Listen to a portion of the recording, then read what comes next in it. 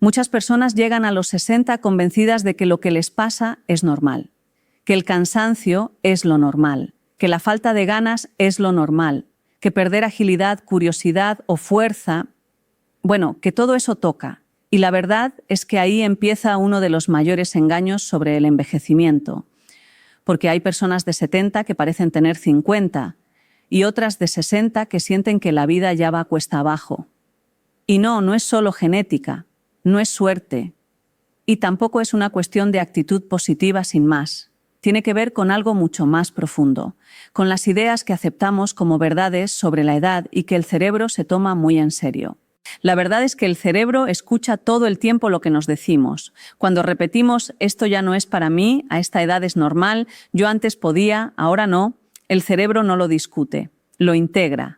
Ajusta el cuerpo, la energía y la motivación a ese relato. Y poco a poco, sin darnos cuenta, empezamos a vivir como si ya estuviéramos de salida, aunque todavía quede mucho por delante. Y es que muchas personas se cuidan más que nunca después de los 60. Comen mejor, van al médico, hacen todo como toca, pero al mismo tiempo van reduciendo su mundo. Se mueven menos, se exigen menos, sienten menos, esperan menos. Y ese encogimiento no lo provoca la edad. Lo provoca la idea de que envejecer es, básicamente, ir renunciando. En este vídeo quiero hablarte de 6 errores muy comunes, muy aceptados socialmente, que están haciendo que muchas personas envejezcan el doble de rápido. Errores que no parecen errores, que incluso parecen prudentes. Y si te quedas conmigo, quizá descubras que no es tu cuerpo el que te está pidiendo frenar, sino una historia que llevas años escuchando y que ya va siendo hora de revisar. Primer error. Es esa frase que parece inofensiva, incluso razonable. A mi edad ya es normal. Normal no tener tanta energía. Normal dormir peor. Normal perder interés. Normal no empezar cosas nuevas. Y claro, cuando algo se vuelve normal, dejamos de mirarlo. Dejamos de preguntarnos si de verdad tiene que ser así. Desde la neurociencia sabemos que el cerebro no distingue entre una limitación real y una creencia repetida muchas veces. Para él, lo que decimos cuenta como información válida. Si cada día le recordamos que ya no toca aprender, moverse, ilusionarse o cambiar, el cerebro actúa en consecuencia. Reduce recursos, ajusta expectativas, baja el volumen de muchos sistemas que antes estaban activos. No porque no pueda, sino porque entiende que ya no hace falta. La verdad es que la edad se convierte poco a poco en una explicación para todo. Y eso es muy peligroso, porque deja de haber preguntas. Ya no es ¿qué me pasa?, sino es lo que hay. Y cuando dejamos de hacernos preguntas, el cuerpo y la mente entran en una especie de ahorro de energía. No se invierte en lo que no se considera necesario. Y así, sin darnos cuenta, empezamos a vivir desde un lugar más pequeño. Además, este discurso no nace solo dentro de nosotros. Está en el entorno, en comentarios bien intencionados, en miradas que ya no esperan lo mismo, en mensajes que dicen «ten cuidado, no te compliques, déjalo, ya has hecho bastante». Y claro, cuando todo a tu alrededor refuerza la idea de que ya has llegado a una especie de final de trayecto, es muy fácil asumirlo como una verdad incuestionable. Pero el cerebro no envejece por cumplir años. Envejece cuando deja de recibir señales de sentido, de desafío, de participación. Cuando la edad se usa como excusa, no para cuidarse mejor, sino para retirarse antes de tiempo. Y aquí hay algo muy importante. No se trata de negar los cambios del cuerpo ni de forzarse. Se trata de no usar la edad como una etiqueta que cierre posibilidades. He visto muchas veces cómo personas que se liberan de ese relato empiezan a cambiar de una forma muy clara. No porque su cuerpo sea distinto al de otros, sino porque dejan de tratarlo como si ya no pudiera responder. Cuando la edad deja de ser una excusa y se convierte simplemente en un dato, el cerebro vuelve a activar circuitos que estaban ahí, esperando. Y quizá lo más importante es esto. Cada vez que dices «esto ya no es para mí», no solo estás describiendo una realidad, la estás construyendo, porque el cuerpo, la mente y la forma en la que envejecemos están profundamente ligadas a la historia que nos contamos sobre nosotros mismos. Y esa historia, incluso después de los 60, todavía puede cambiar. Segundo error, es cuando una persona empieza a organizar su vida para estar tranquila. Y claro, suena bien, suena a equilibrio, a paz, a por fin descansar. Pero muchas veces lo que se llama tranquilidad no es paz, es falta de estímulo. Es una vida cada vez más estrecha, menos planes, menos retos, menos conversaciones que te despierten, menos cosas nuevas que te obliguen a pensar. Y entonces, sin darnos cuenta, el día se vuelve predecible y el cuerpo y la mente lo notan. El sistema nervioso no está diseñado para vivir en una línea recta. Necesita cambios, necesita pequeñas dosis de sorpresa, necesita momentos que te obliguen a ajustar, a decidir, a reaccionar, a probar. Y no hablo de estrés constante ni de vivir agotado. Hablo de esa sensación de estar vivo porque algo te importa y te mueve. Cuando eliminamos todo lo que nos altera un poco, también eliminamos una parte de la energía que nos mantiene encendidos. Además, muchas personas confunden tranquilidad con comodidad, y la comodidad, cuando se instala durante demasiado tiempo, se vuelve una especie de anestesia diaria. Te levantas, haces lo mismo, comes lo mismo, hablas con la misma gente de lo mismo, miras la televisión y así pasa la semana. No hay nada que te incomode, sí, pero tampoco hay nada que te entusiasme de verdad. El problema es que el cerebro, cuando no tiene estímulos con significado, empieza a apagarse en pequeñas cosas. Memoria más lenta, menos ganas de aprender, menos creatividad, menos iniciativa. Y hay un punto aún más delicado. Cuando una persona empieza a buscar tranquilidad como objetivo principal, muchas veces lo hace porque está cansada de sufrir, porque ha vivido pérdidas, tensiones, esfuerzos, y es totalmente comprensible querer un respiro. Pero la trampa está en que, si convertimos el no quiero sentir en estilo de vida, la vida se va volviendo más plana. Se reduce el mundo emocional. Y la emoción es una fuente enorme de energía biológica. No solo por lo que sentimos en el corazón, también por lo que el cuerpo moviliza cuando algo nos importa. La verdad es que el cerebro se alimenta de relevancia. No de entretenimiento vacío, sino de relevancia. Esto me interesa. Esto me importa. Esto me da ganas. Y cuando esa chispa desaparece, no solo perdemos motivación, se altera la forma en que dormimos, en que nos movemos, en que respiramos. Todo se vuelve más lento, más pesado, no porque la edad lo exija, sino porque el sistema nervioso entra en modo mínimo. También pasa algo curioso. Muchas personas dicen, yo ya no quiero líos. Y con esa frase empiezan a cortar cosas que, aunque a veces traían complicaciones, también traían vida. Dejan de viajar porque da pereza. Dejan de conocer gente porque ya para qué. Dejan de apuntarse a algo porque es mucha historia. Y sí, quizá hay menos problemas, pero también hay menos expansión, menos mundo. Y cuando el mundo se hace pequeño, el cerebro se vuelve más rígido. Y es que la juventud del cerebro no depende solo de lo que comemos o de cuánto caminamos. Depende muchísimo de si seguimos teniendo cosas que nos sacan de la rutina. Una conversación con alguien diferente. Un plan que te obligue a organizarte. Aprender a usar algo nuevo. Ir a un sitio distinto aunque sea cerca. Cambiar una costumbre. Son pequeños movimientos en el día a día que le dicen al sistema nervioso: todavía estamos aquí, todavía tenemos margen, todavía podemos adaptarnos. Hay personas que me dicen, Nazaret, yo lo que quiero es estar en paz. Y yo lo entiendo, de verdad. Pero una paz real no es ausencia de vida. La paz real es poder sostener la vida con sus cosas sin derrumbarte. Y para eso el sistema nervioso necesita entrenamiento, necesita exposición gradual a estímulos que lo fortalezcan, no para vivir acelerado, sino para no vivir apagado, porque hay un tipo de cansancio que no viene de hacer demasiado, sino de hacer demasiado poco con sentido. Y eso lo vemos mucho después de los 60. Personas que no hacen gran cosa y aún así están agotadas.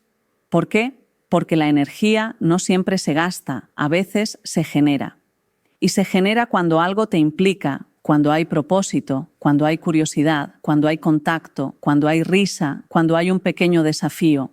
Así que este error es muy común, buscar una tranquilidad que en realidad es retirada, ir quitando capas de vida para no alterarse. Y la consecuencia es que el cerebro se acostumbra a no necesitar demasiado y el cuerpo se adapta a ese nivel bajo de demanda. Y luego llega un momento en que sí quieres hacer algo y te cuesta el doble. No porque no puedas, sino porque has pasado mucho tiempo diciéndote que no hacía falta. Y fíjate, aquí no se trata de llenarte la agenda ni de vivir con presión. Se trata de elegir estímulos buenos, estímulos que te conecten con otras personas, contigo, con el mundo. Estímulos que te devuelvan esa sensación de todavía me quedan ganas. Porque, aunque no lo parezca, muchas veces lo que más rejuvenece no es descansar. Es volver a tener motivos para levantarte con un poco más de brillo en la mirada. Tercer error. Esa idea de que cuidarse es no esforzarse, no cargar peso, no agacharse, no subir escaleras, no cansarse, no forzar. Y poco a poco el cuerpo empieza a recibir siempre el mismo mensaje. Mejor no te uses demasiado. Y el cuerpo, como el cerebro, escucha. La verdad es que el cuerpo humano está diseñado para responder a lo que se le pide, no a lo que se le evita. Cuando dejamos de pedirle cosas, cuando dejamos de implicarlo en movimientos cotidianos, en esfuerzos razonables, en acciones que antes eran normales, el cuerpo no se mantiene igual esperando, se adapta a la baja. Pierde fuerza, pierde seguridad, pierde coordinación y entonces aparece la sensación de fragilidad. Pero esa fragilidad no siempre viene de la edad. Muchas veces viene de haber dejado de confiar en el propio cuerpo. Hay una diferencia muy importante entre cuidarse y protegerse en exceso. Cuidarse es escuchar, ajustar, respetar los límites reales. Protegerse en exceso es anticipar el fallo antes de que ocurra. Es moverse con miedo. Es evitar por sistema. Y el problema es que el miedo también educa al cuerpo. Si cada gesto se hace con la idea de «me puedo hacer daño», el sistema nervioso se vuelve más rígido, más tenso, menos preciso. Y eso, paradójicamente, aumenta el riesgo de caídas, de torpezas, de dolores. Además, cuando dejamos de hacer esfuerzo físico, aunque sea moderado, el cuerpo deja de enviar señales de fortaleza al cerebro. Y esas señales son clave. La fuerza muscular no es solo fuerza en los brazos o en las piernas. Es una información constante que le dice al cerebro: este cuerpo puede, este cuerpo responde, este cuerpo es capaz. Cuando esa información desaparece, la percepción que tenemos de nosotros mismos cambia. Nos sentimos más vulnerables, más inseguros, más dependientes. También influye mucho el entorno, familiares que dicen «déjalo, ya lo hago yo». Hijos que, con buena intención, quitan oportunidades de movimiento, comentarios constantes que refuerzan la idea de incapacidad. Y así, poco a poco, la persona va ocupando menos espacio físico en su propia vida. Se mueve menos, se agacha menos, se levanta con más cuidado del necesario. Y ese mensaje repetido acaba calando muy hondo. Desde el punto de vista del cerebro, el movimiento es una fuente esencial de regulación, no solo para los músculos, también para el equilibrio emocional, la atención, el estado de ánimo. Cuando el cuerpo se mueve, el cerebro recibe información rica, variada, que lo mantiene activo. Cuando el movimiento se reduce a lo mínimo, todo el sistema se empobrece. Aparece más rigidez, más dolor, más sensación de limitación. Y se entra en un círculo del que luego cuesta salir.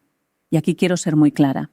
No se trata de hacer cosas imposibles ni de ignorar las señales del cuerpo.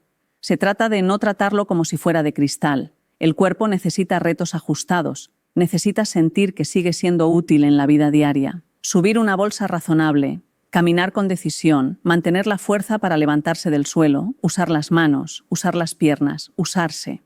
Porque cuando dejamos de usar el cuerpo, no solo perdemos fuerza, perdemos confianza. Y cuando se pierde la confianza corporal, la vida se vuelve más pequeña. Se empieza a elegir en función de lo que se cree que se puede hacer, no de lo que realmente sería posible con un poco de práctica y continuidad.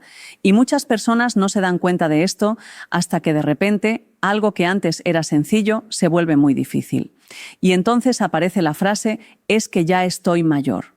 Pero muchas veces no es la edad. Es el resultado de haber pasado años diciéndole al cuerpo que no hacía falta responder. Y el cuerpo, fiel como es, aprendió esa lección demasiado bien. Cuarto error. Deciden implicarse menos emocionalmente.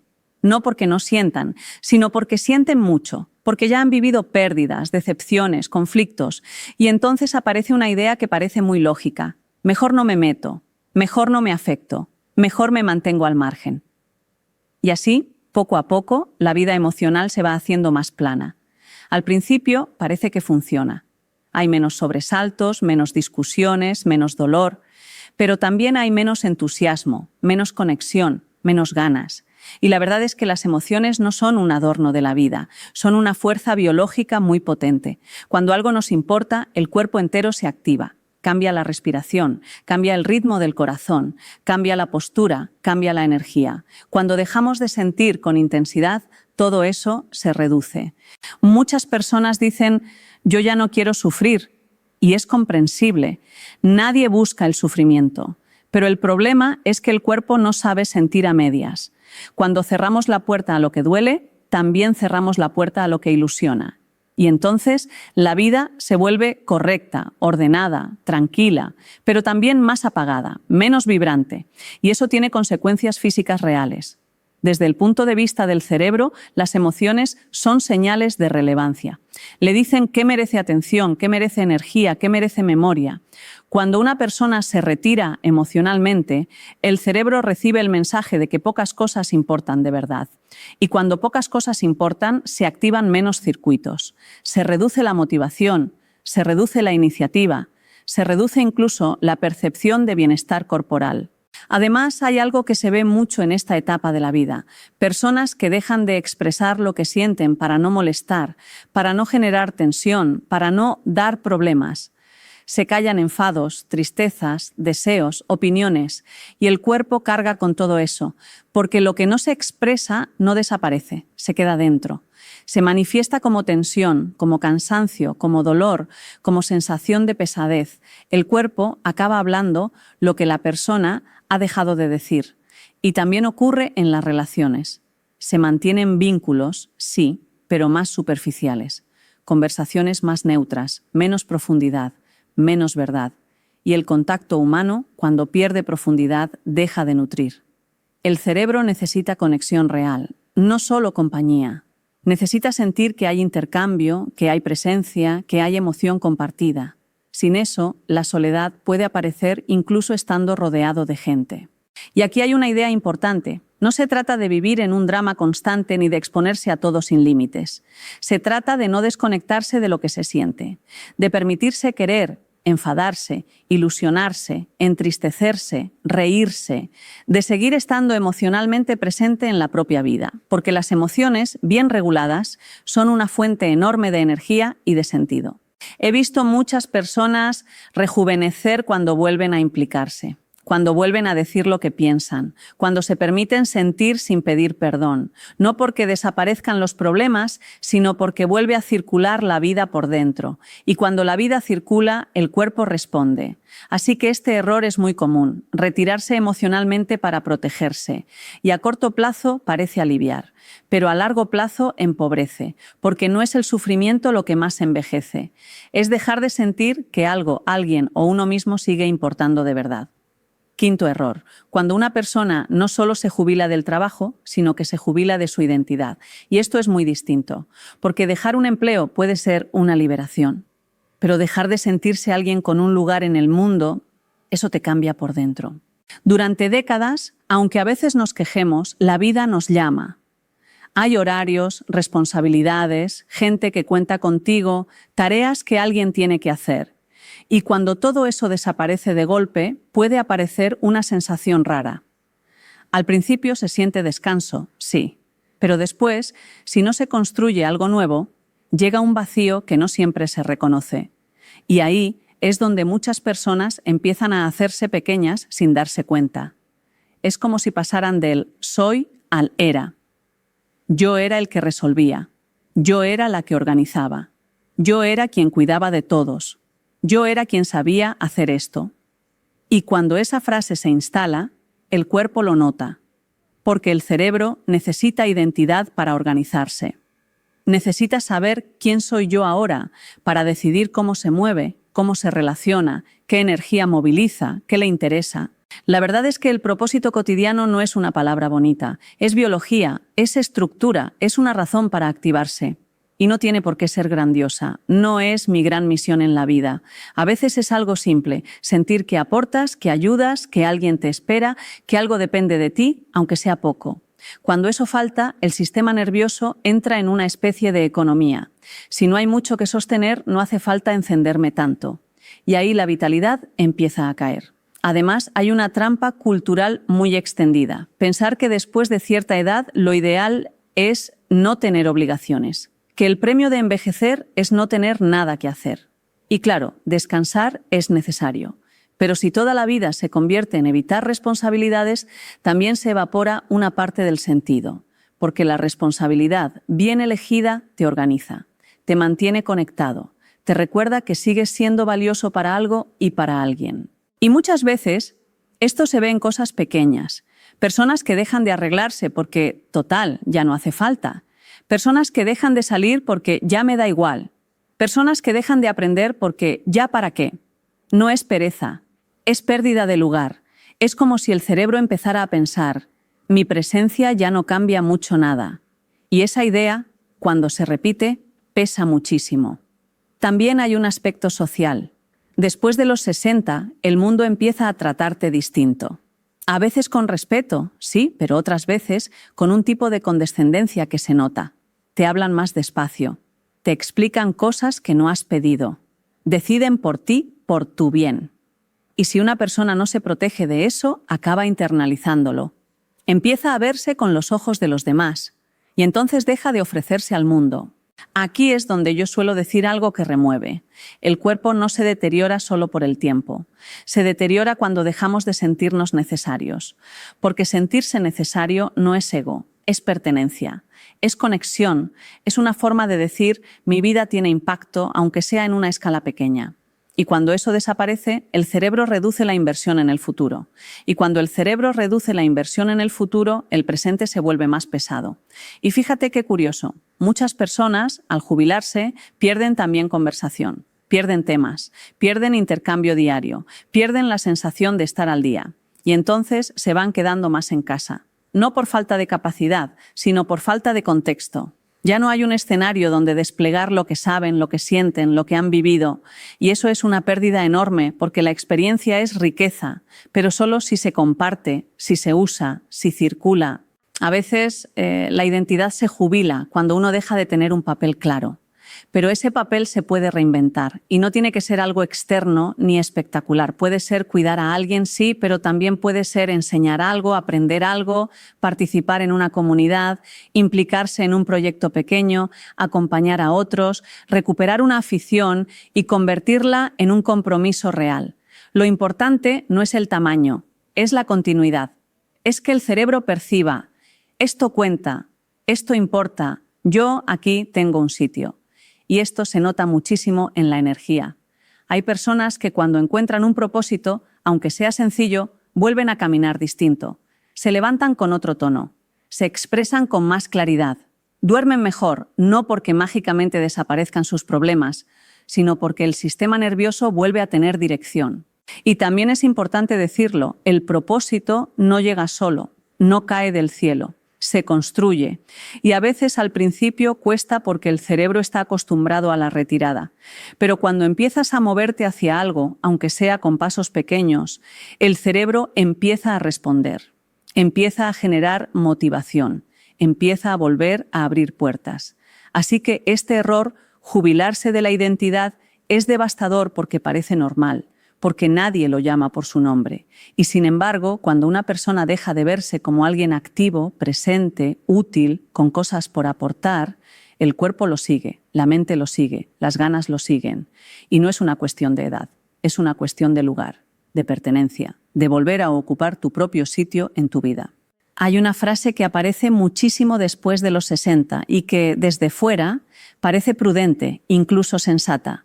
Es esa de cuando me encuentre mejor, cuando tenga más ganas, cuando tenga más fuerza, cuando duerma mejor, cuando me duela menos el cuerpo. Y entonces, sí, entonces empezaré. Empezaré a moverme más, a salir, a apuntarme a algo, a retomar aquello que dejé. El problema es que ese cuándo casi nunca llega solo. La verdad es que el cerebro no funciona así. No espera pasivamente a que aparezca la energía para actuar. Hace justo lo contrario. Primero necesita acción, aunque sea pequeña, para generar energía. Primero necesita movimiento para despertar motivación. Primero necesita experiencia para reorganizarse. Cuando una persona se queda esperando a sentirse mejor para vivir, entra en una especie de pausa prolongada que el cuerpo interpreta como falta de demanda. Y si no hay demanda, no hay respuesta. Muchas personas creen que la vitalidad es algo que se tiene o no se tiene, como si fuera una reserva que se agota con los años. Pero la vitalidad es un proceso, se construye, se activa, se provoca. Y esto es clave, porque esperar a tener ganas suele ser una forma muy elegante de no empezar nunca. No por falta de voluntad, sino porque el sistema nervioso ya se ha acostumbrado a un nivel bajo de activación. Además, hay un miedo muy profundo detrás de esta espera. El miedo a fallar, a no poder, a comprobar que ya no se es como antes. Y entonces se pospone, se evita, se aplaza. Pero cuanto más tiempo se pasa sin probar, más grande se vuelve ese miedo. Y más difícil se hace dar el primer paso. No porque el cuerpo no pueda, sino porque la cabeza ha aprendido a asociar acción con amenaza. Y aquí hay algo muy importante que pocas veces se dice con claridad. No hace falta sentirse bien para empezar.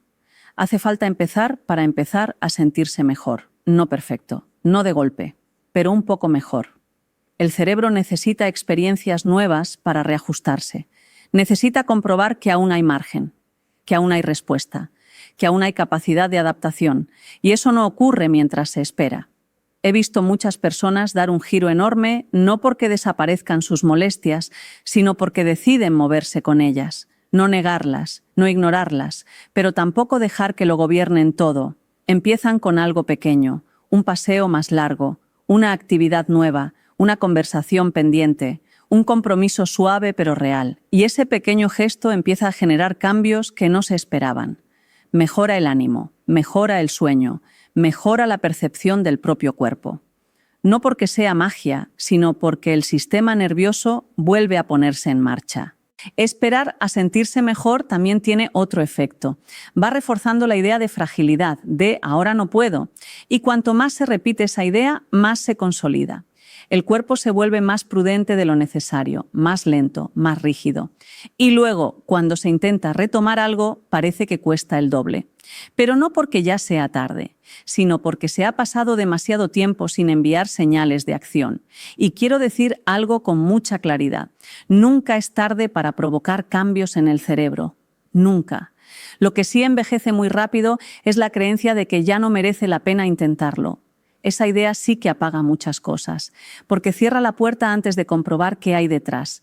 La vida no se reactiva desde el pensamiento, se reactiva desde el gesto, desde una decisión pequeña pero sostenida, desde salir del modo espera. Y no hace falta grandes objetivos, hace falta constancia, hace falta volver a colocarse en movimiento, aunque al principio no apetezca demasiado. El cerebro entiende el lenguaje del hacer, no solo el del desear. Y quizá, si algo de todo esto te ha resonado, no hace falta que hoy lo cambies todo. Basta con no seguir esperando a sentirte mejor para empezar, porque muchas veces empezar es justo lo que hace que algo por dentro vuelva a despertarse. Si llegaste hasta aquí y quieres seguir aprendiendo, te invito a ver el siguiente video y a suscribirte al canal.